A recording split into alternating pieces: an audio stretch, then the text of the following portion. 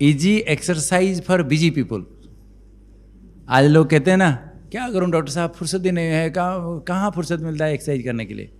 इसलिए मैं आपको बताऊंगा, जो बहुत अपने को बिजी कहते हैं उनके लिए क्या इजी एक्सरसाइज है।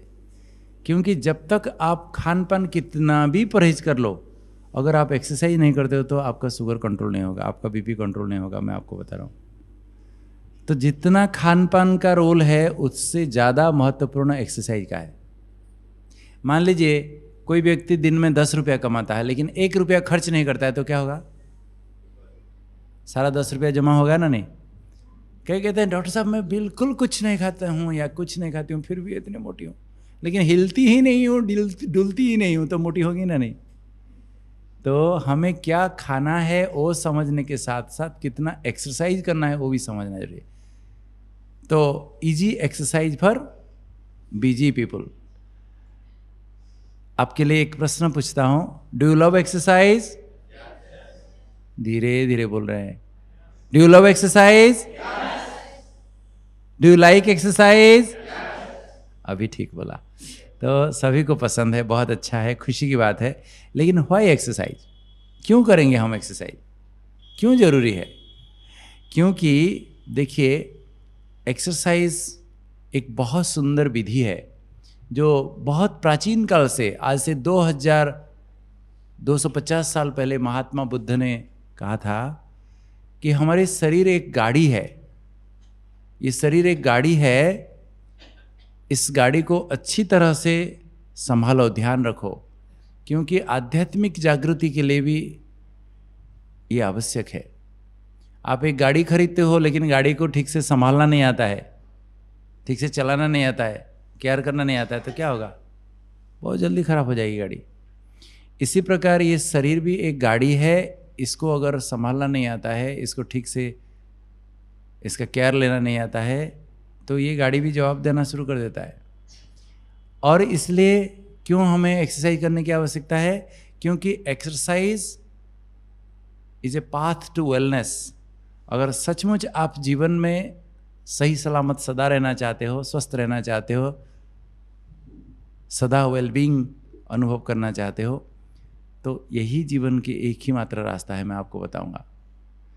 तीसरा, एक्सरसाइज अगर जो करता है वो बोथ फिजिकली और मेंटली, तन से और मन से दुरुस्त रहता है।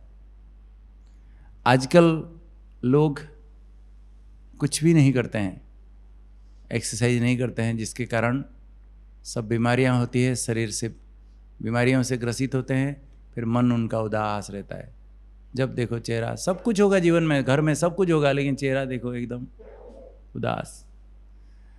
तो जो एक्सरसाइज करता है वो तन से भी दुरुस्त हो जाता है, मन से भी दुरुस्त हो जाता है।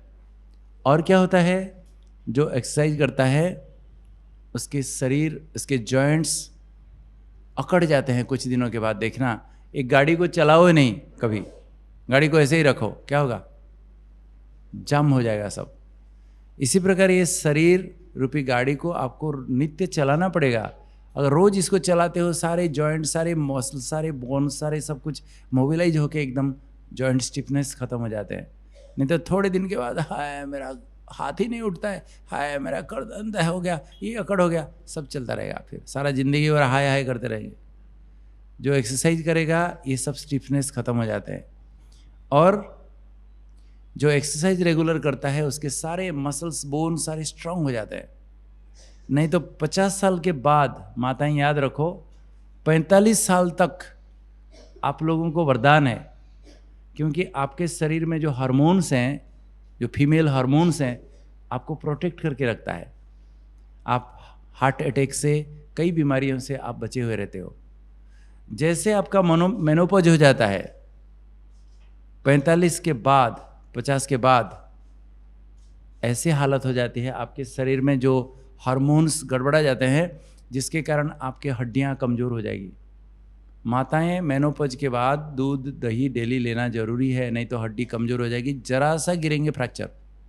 और जो एक्सरसाइज नहीं करता है तो बिल्कुल हड्डी बिल्कुल एकदम कमज़ोर हो जाते हैं, एकदम गिरेंगे, जरा सा पाँव फिसल गया फ्रैक्चर। जो डेली एक्सरसाइज करता है उसके मसल्स, उसके बोन एकदम स्ट्रांग रहता है, बुढ़ापा तक भी एकदम फिट एंड फाइन रहेंगे आप। तो मस्कुलर स्ट्रेंथ के लिए, बोन स्ट्रेंथ के लिए आपको एक्सरसाइज रेगुलर करने की आवश्यकता है। और सबसे बड़ी बात है, जो एक्सरसाइज रेगुलर करता है वो स्ट्रेस फ्री रहता है, मेंटल स्ट्रेस उसका कम हो जाता है। एक्सरसाइज से हमारे ब्रेन के अंदर कई हार्मोन्स पैदा होते हैं जिससे स्ट्रेस खत्म हो जाता है, स्ट्रेस रिलीविंग हार्मोन्स, एंडोर्फिन्स कहते हैं उसको, जो हमारे मानसिक स्ट्रेस कम हो जाता है, तनाव कम हो जाता है। जो व्यक्ति को बहुत टेंशन है, स्ट्रेस है, खूब एक्सरसाइज करो, देखो सवेरे 1 घंटा, शाम को 1 घंटा, सब एकदम लाइट हो जाए, हल्का लगे, आराम से नींद आएगी। जो कुछ हिलते नहीं है, डुलते नहीं, सारी रात फिर तारे गिनते रहते हैं, नींद ही नहीं आ रहा है डॉक्टर साहब, हिलना नहीं डुलना नहीं तो नींद कैसे आएगी। इसलिए, और सबसे बहुत इम्पोर्टेंट है एक्सरसाइज का रोल क्या है, जो एक्सरसाइज करता है सारे शरीर की गंदगियाँ निकल जाती है। हमारे खून जो है, हम जो सांस लेते हैं, जो खाते हैं, हमारा खून हमारे हार्ट पंप करता है और ये खून द्वारा ये सब घुल जाते हैं, ऑक्सीजन, खान पीन की चीज़, ये सब खून के द्वारा हमारे शरीर में दूर दूर तक ये जाके रक्त नलियों में जाके हमारे शरीर को ये खाने पीने की चीज़ पहुंचते हैं और उसमें हमारे शरीर में एक एक सेल के अंदर ये सब यूज होता है, हमें शक्ति मिलती है, ऊर्जा मिलता है, हर चीज़ काम करते हैं, लेकिन हर ऑर्गन्स काम करते हैं। लेकिन जब ब्लड सर्कुलेशन बहुत धीमा हो जाता है, जैसे किसी नलके में पानी फ्लो हो रहा है, बहुत धीरे धीरे धीरे धीरे फ्लो हो रहा है, मान लीजिए उस पानी गंदा पानी है तो क्या होगा, वो सारे उसके जो गंदगी है उसमें डिपॉजिट होते होते नल का एक दिन चोक हो जाता है, ब्लॉक हो जाता है ना नहीं। इसी प्रकार हम जो भी खाते हैं शरीर में यूज होने के बाद उसमें जो गंदगियाँ निकलती है, वो जैसे किसी फैक्ट्री में गंदगी निकलती है तो फैक्ट्री से निष्कासित किया जाता है उसको, तो इसी प्रकार हमारे शरीर से खून के जरिए से फिर से वो वापस शरीर में आके हमारे पसीने से, हमारे सांस से, हमारे यूरिन से, हमारे लेटरिन से, ये सब चीज़ें, शरीर के अनावश्यक चीज़ें शरीर फेंक देता है। लेकिन जिसका ब्लड सर्कुलेशन बहुत स्लो हो जाता है, स्लग्गिश हो जाता है, धीमा हो जाता है, तो क्या होगा, क्या होगा, वो सारी गंदगी निकलता नहीं है, पसीना निकलता नहीं है, तो वो सारे जमा होके फिर इधर दर्द, टांग में दर्द, गोड़ों यहाँ दर्द, इधर दर्द, सब शरीर में पेन होता रहता है। तो उस सारे को निकाला कैसे जाए। अगर किसी नलके में खूब जोर से गंदा पानी फ्लो हो रहा है, खूब जोर से फ्लो हो रहा है, क्या होगा, उसमें डिपॉजिट होगा। तो जो एक्सरसाइज करता है तो वो सारी गंदगियाँ ब्लड सर्कुलेशन से निकल के पसीने से, सांस से, सब निकल जाता है शरीर से, तो उसको ये सब प्रॉब्लम होगा नहीं। हमारे ग्लोबल हॉस्पिटल में एक आयुर्वेद डिपार्टमेंट है, वहाँ कुछ साल पहले एक आयुर्वेदाचार्य, वो क्या करते थे, सीरा भेदना करते थे। सीरा भेदना आयुर्वेद में जो पढ़े हैं जानते होंगे क्या चीज़ है। वो क्या करते थे, बुढ़ा बुढ़ी लोग आते थे हमारे हॉस्पिटल में, बहुत दर्द है, टांग में दर्द, घुटने में दर्द, पैरों में दर्द, तो वो क्या करते थे, उनको इस जांग में एक बांध देते थे जोर से, एक टूर्निकेट बांध के, नसें इतने बड़े बड़े मोटे मोटे हो जाती थी, तो उसको सुई में फोड़ फोड़ के आधा लीटर खून निकाल देते थे, 1 पाव आधा लीटर खून, तुरंत उनका सब पेन ठीक हो जाता था, एकदम आराम से चल पड़ते थे। मैं सोचा, लेकिन फिर 3 महीने के बाद फिर वही हालत, तो कितने बार ऐसे फोड़ फोड़ के निकालेंगे। ऐसे बुढ़ा बुढ़ी लोगों के खून ऐसे भी कम होता है, अगर उसको बार बार निकालेंगे खून तो बेचारे क्या हाल होगा सोचिए। मैं सोचा ये तो कोई विधि नहीं है ये सब गंदगी निकालने का, तो कैसे निकालें। इसलिए मेरे मन में विचार आया कि ये सब गंदगी को निकाला कैसे जाए। इसलिए मैं एक स्पेशल एक्सरसाइज सबको सिखाता हूँ, इसको होलिस्टिक एक्सरसाइज कहते हैं, वो आगे मैं आपको सुनाता हूँ, सुनिए। तो जो एक्सरसाइज नियमित रूप से करता है उसके शरीर की गंदगियाँ, जो टॉक्सिन्स हैं, वो सब निकल जाता है, साफ हो जाता है, वो एकदम फिट रहता है। जो हिलता ही नहीं, डुलता नहीं है, बैठा रहता है, वो गंदगी निकलेगी कैसे शरीर से। इसके लिए डिटॉक्सिफिकेशन के लिए भी हमें एक्सरसाइज करने की आवश्यकता है। एक हाथी देखो, इतना बड़ा जानवर है, वो बैलेंस रखता है, हाथी बैलेंस रखता है, और लोग हजारों रुपया टिकट खरीद के सर्कस में देखने जाते हैं हाथी कैसे बैलेंस कर रहा है, और मनुष्य, हाथी इतना विशालकाय है फिर भी बैलेंस रख सकता है, तो क्या हम मनुष्य हो के सिर्फ 3 चीज़ों का बैलेंस अगर रखेंगे तो देखना एकदम जीवन में चुस्त फुर्त रहेंगे, हेल्दी रहेंगे। सिर्फ 3 चीज़ों की। कौन सी 3 चीज़ें? एक है हमारे भोजन, हम क्या खा रहे हैं इसका अच्छा ज्ञान होना चाहिए, हमें संतुलित आहार जो हेल्दी डाइट है लेना है। दूसरा, हम नियमित रूप से कुछ व्यायाम करने की आवश्यकता है। चाहे हम घर का काम, ऑफिस का काम कर रहे हैं, मेहनत कर रहे हैं, कई प्रकार की मेहनत, वो ठीक है, लेकिन उसके साथ साथ हमें कुछ एक्सरसाइज करना बहुत ज़रूरी है। शारीरिक मेहनत जो कर रहे हैं आजीविका के लिए, पैसा कमाने के लिए, वो तो ज़रूरी है, उसके बिना हम परिवार का भरण पोषण कैसे करेंगे, लेकिन साथ साथ कुछ नियमित रूप से व्यायाम करना आवश्यक है। वो क्या है मैं आपको बताऊंगा। लेकिन तीसरा है, जो हम मानसिक रीति से आज सभी तनावग्रस्त हैं, घर घर में जाओ, बच्चे से लेके बूढ़े तक सबको टेंशन है, स्ट्रेस है, जिसके कारण diabetes, blood pressure, heart attack, सारी बीमारियां आ रही है। उससे भी मुक्त होने के लिए तनाव मुक्त रहना भी बहुत ज़रूरी है। ये 3 चीज़ें आप सीख गए, मुख्य बातें 3 बातें, ऐसे तो बहुत सारी चीज़ें जीवन में सीखने की आवश्यकता है, लेकिन ये 3 बातें अगर सीख गए तो आप सदा जीवन में स्वस्थ रह सकते हो। ये तीनों को मैं हेल्दी ट्राइड कहता हूँ, हेल्थ ट्राइड कहता हूँ। तो अगर आप जीवन में सदा स्वस्थ रहना चाहते हो, 2 बातों का बैलेंस रखो। एक, आप कुछ ना कुछ जो भी शारीरिक मेहनत, चाहे घर का काम, चाहे ऑफिस का काम, चाहे खेती बाड़ी, जो भी करना है करो, फिजिकली मेहनत करो, फिजिकली एक्टिव रहो, लेकिन साथ साथ कुछ व्यायाम भी करो। दोनों अगर बैलेंस रखेंगे तो आप हेल्दी रहेंगे। देखिए, आप अगर मोटे हैं, आप अपना वजन घटाना चाहते हो, तो 2 बातों का बहुत इंपॉर्टेंस है। एक तो अपना खान पान में कुछ कमी करनी पड़ेगी, रिड्यूस करना पड़ेगा कैलोरीज को, साथ साथ कुछ नियमित रूप से व्यायाम करके आपको कैलोरीज को बर्न करना पड़ेगा। सारे दिन में अगर 1000 कैलोरी आप बर्न करते हो, कम करते हो, तो आपका वेट नहीं घटेगा, ऐसा हो ही नहीं सकता है। सारा दिन हमें 1200 कैलोरी गिनती करके खाना है, और कम से कम 500 कैलोरी एक्सरसाइज के द्वारा बर्न करना है, तो वज़न नहीं घटेगा, ऐसा हो ही नहीं सकता है। मेरे पास 130-140 किलो के लोग आते हैं, मैं जो खाली सिंपल एक्सरसाइज और खान पान का सुधार देता हूँ, आराम से वज़न उनका घटता जाता है। हर महीना 2 किलो, 3 किलो, 2, और 10 किलो भी आपका वज़न घट जाता है तो कितनी सारी बीमारियों से आप मुक्त हो सकते हो। कल दिखा रहा था ना आपको।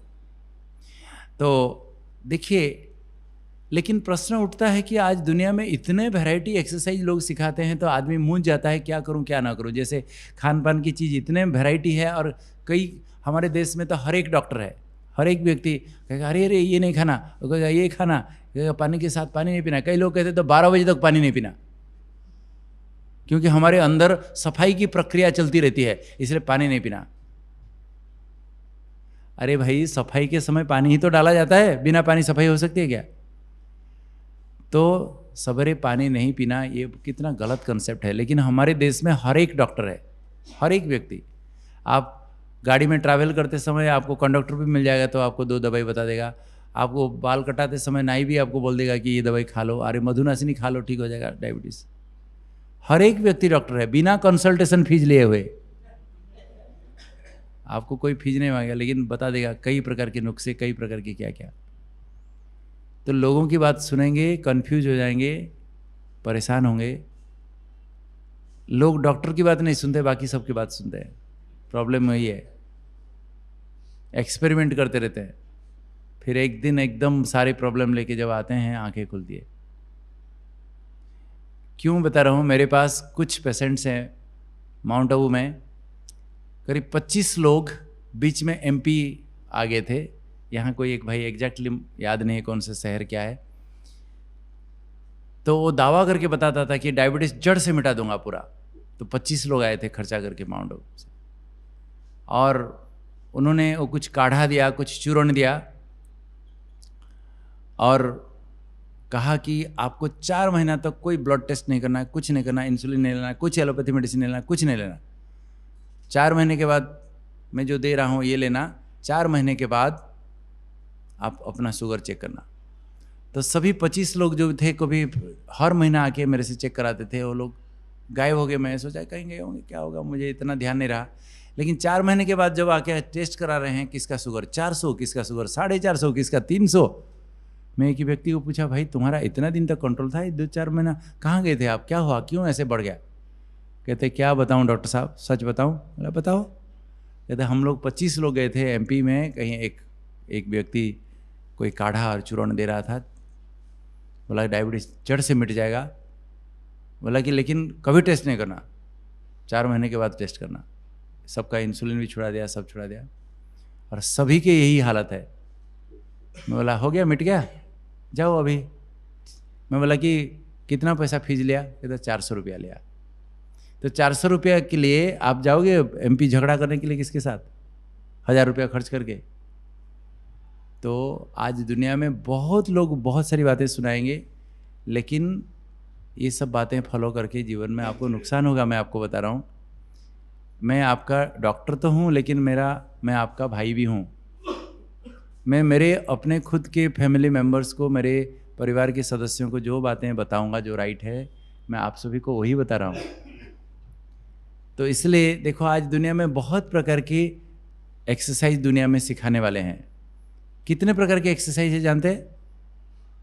कितने प्रकार के हैं बताइए? 4 प्रकार के एक्सरसाइज होते हैं। एक होता है एरोबिक एक्सरसाइज, जहां हम ऑक्सीजन लेते हुए शरीर को ऑक्सीजन की आवश्यकता होती है जो एक्सरसाइज करते समय। जैसे खुले मैदान में बाहर कहीं आप चल रहे हो, दौड़ रहे हो, साइकिलिंग कर रहे हो, स्केटिंग कर रहे हो, ये सबको हम एरोबिक एक्सरसाइज कहते हैं। दूसरे प्रकार के एक्सरसाइज है एन एरोबिक एक्सरसाइज। जिम खाना में जाके, हेल्थ क्लब में जाके डंबल बारबेल उठा के जो एक्सरसाइज लोग करते हैं, जिसमें लार्ज मसल्स ग्रुप यूज होता है, उसमें ज़्यादा ऑक्सीजन की कंजम्पशन की ज़रूरत नहीं, शॉर्ट टर्म के लिए करते हैं, तो इसलिए उसको एन एरोबिक एक्सरसाइज कहा जाता है। तीसरा वैरायटी है जो अनेक प्रकार के आसन लोग सिखाते हैं, योगासन कहते हैं उसको। वास्तव में वो योगासन नहीं है, खाली आसन कहना ठीक है। आसन माना पोस्चुरल एक्सरसाइजेस, योग माना ये आध्यात्मिक शब्द है, योग माना आत्मा का परमात्मा से मिलन होना।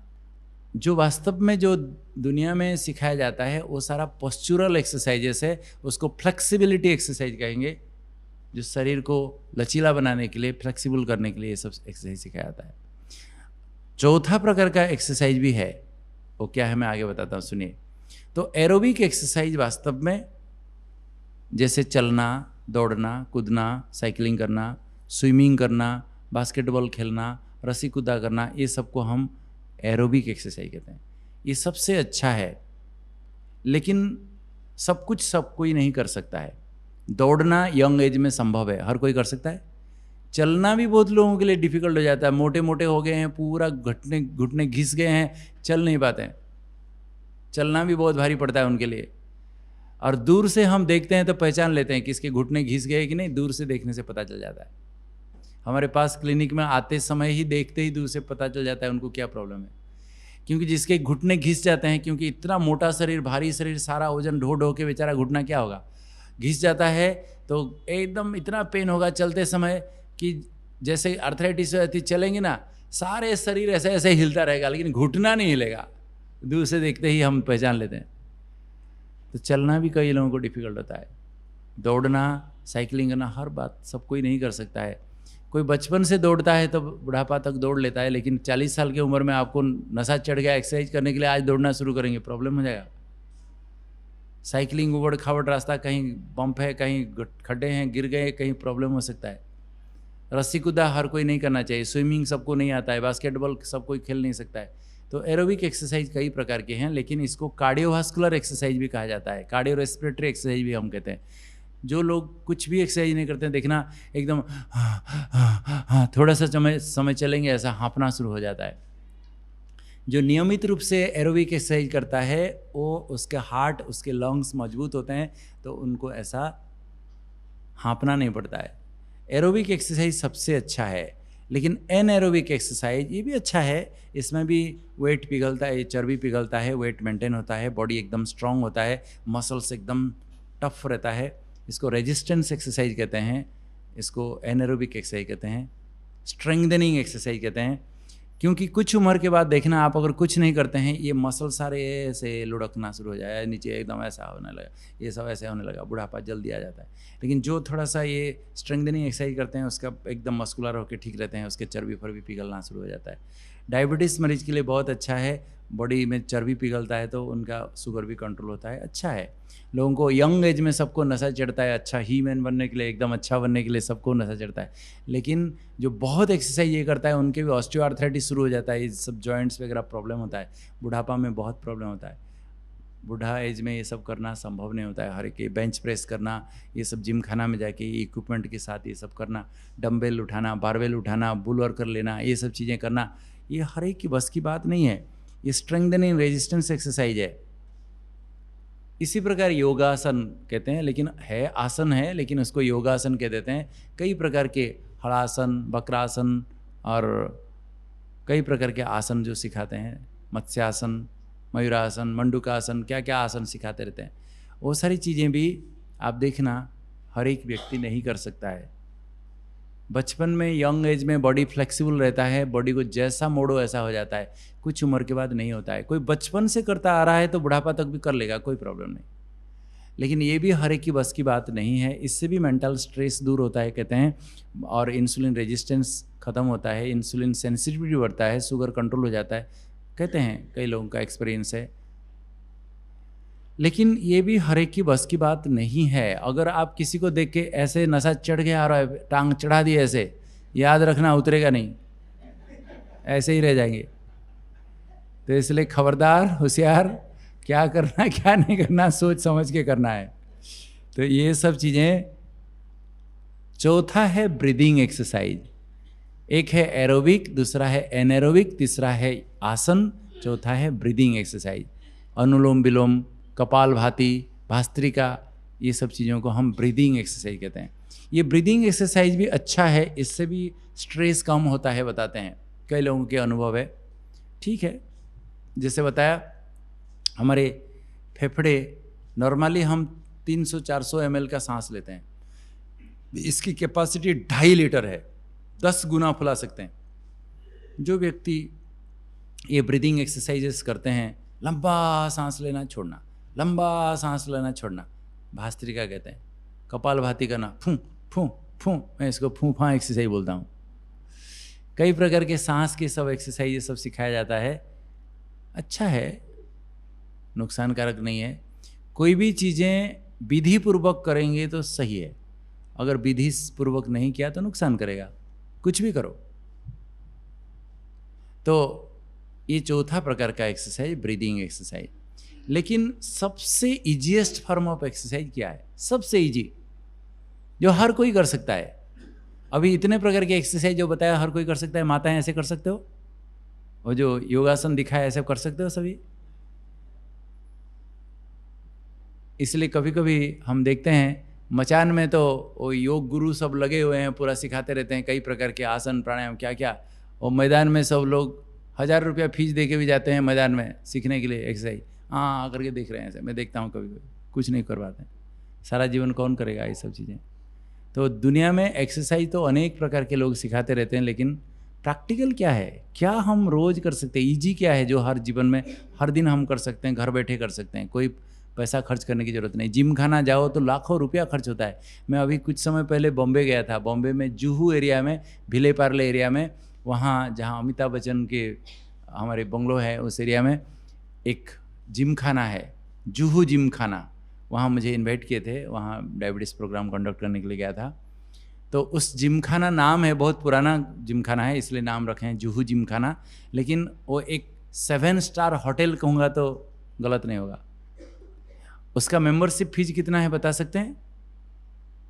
वो जिम खाना में कोई अगर मेंबर बनना चाहता है तो उसके एंट्री के लिए, अंदर जाने के लिए मेंबर बनना चाहता है तो कितना फीस होगा बताओ, अंदाजा लगाइए कितना होगा? सिर्फ 25 लाख, सिर्फ 25 लाख खाली मेंबरशिप। हर महीना का फीस, हर साल का फीस अलग है वो। तो वहाँ सब VVIP बड़े बड़े लोग हैं, सब जाते हैं उधर। तो कहने का मतलब है आजकल जिम खाना जाओ, हर एक के पास पैसा भी नहीं है, वहाँ साधन है क्या, अगर ठीक से नहीं के टेढ़े बेंके करे तो कहीं मसल स्प्रेन हो गए, क्या क्या हो जाएगा, प्रॉब्लम हो जाएगा आपको। तो कई प्रकार के लोग एक्सरसाइज सिखाते हैं, लेकिन what is the easiest form of exercise? क्या? सबसे सहज है walking. Walking is the simplest and best possible exercise. सबसे बढ़िया एक्सरसाइज है चलना। और walking is the simplest form of exercise to start. छोटे बच्चे से लेके हर कोई, देखो उनको भी ट्रेनिंग जरूरत नहीं, छोटे बच्चों को भी चलना आता है, तो किसी को कोच की आवश्यकता नहीं। कोई जिम खाना जाएंगे तो आपको कोई से ट्रेनिंग लेना पड़ेगा, कोच से, नहीं तो गलत करेंगे तो गड़बड़ हो जाएगा। लेकिन चलने के लिए सबको आता है। खाली मैं बताया घुटने घिस गए तो प्रॉब्लम है, नहीं तो सब कोई चल सकता है, हर कोई चल सकता है। तो सबसे स्टार्ट करने के लिए सबसे सहज एक्सरसाइज है चलना। और देयर इज, कहावत है, there is no shortcut to good health. अगर सचमुच हेल्दी रहना चाहते हो तो इसके लिए कोई शॉर्टकट रास्ता नहीं है। कुछ करेंगे तो कुछ पाएंगे, बिना कुछ किए कुछ नहीं होता है।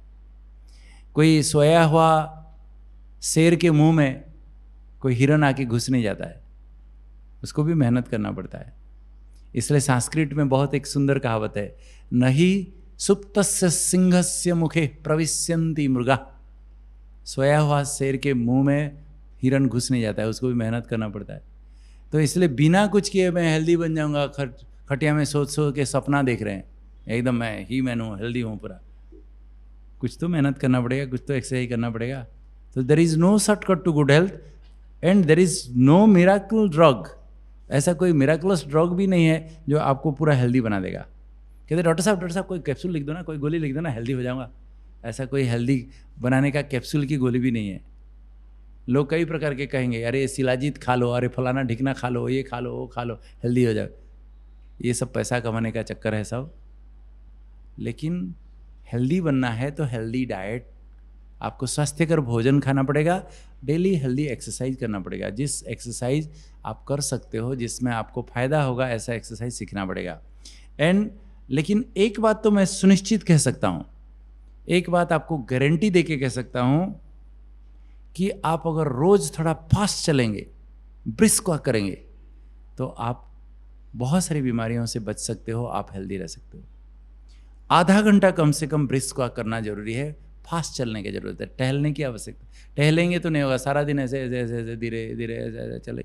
लेकिन आपको चलते समय आपको ध्यान रखना है कि कंफर्टेबल क्लॉथ पहनना है। आपको सर्दी का मौसम है, कुछ गर्म कपड़े पहनो, बारिश का मौसम है तो आप रेनी कोट पहनो, क्या छता लो, या और दूसरी बात है कि आप एक अच्छा कंफर्टेबल गुड फिटिंग शूज़ पहनना है। कितना महंगा वाला, बहुत कितना ज़्यादा महंगा ऐसा वो नहीं है, लेकिन आपके पैरों के लिए वो गुड फिटिंग होना चाहिए, कंफर्टेबल होना चाहिए, आपको चुभना नहीं चाहिए, टाइट नहीं होना चाहिए, लूज नहीं होना चाहिए। गुड फिटिंग शूज़, एकदम सॉफ्ट मुलायम शूज़ होना चाहिए। स्पोर्ट्स शूज़ हो तो देखना आपको चलने के लिए ऑटोमेटिकली इच्छा होगी, स्पोर्ट्स शूज़ पहनेंगे तो चलने के लिए मज़ा आएगा।